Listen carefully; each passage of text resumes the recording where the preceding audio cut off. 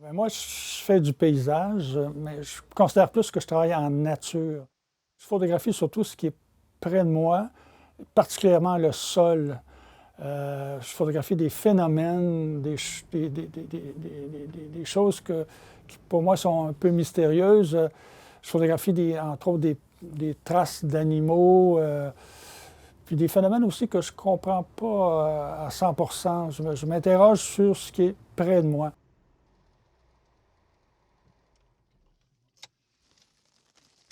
Le fait d'être attiré comme ça par la nature, ça vient de très loin. Ça vient de mon enfance, en fin de compte. Très jeune, moi, on habitait à la limite d'une ville, près d'un boisé, d'un ruisseau. Puis c'était mon terrain de jeu.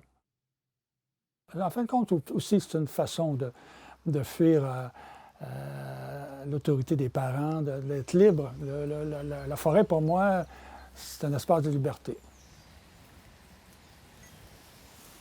Quand j'ai appris que la résidence ne durait que 2 semaines, j'avoue que j'ai trouvé ça très court parce que moi, quand je travaille, je prends des mois pour faire une expo.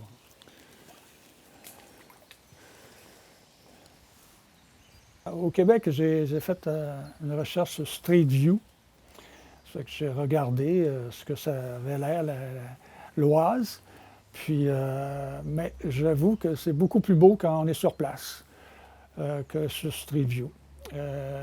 J'avais repéré, entre autres, un marais, le marais de Sacy-le-Grand, qui m'intéressait. J'avais repéré la forêt de Èze. Ce que je trouve vraiment intéressant, c'est que c'est une végétation, je pourrais dire, libre, dans le sens qu'elle est laissée à elle-même. Puis on voit le combat des plantes entre elles pour survivre. Puis c'est presque une jungle pour moi. Point de vue visuel, je regarde des fois les arbres qui s'entremêlent, puis c'est comme des tableaux abstraits pour moi.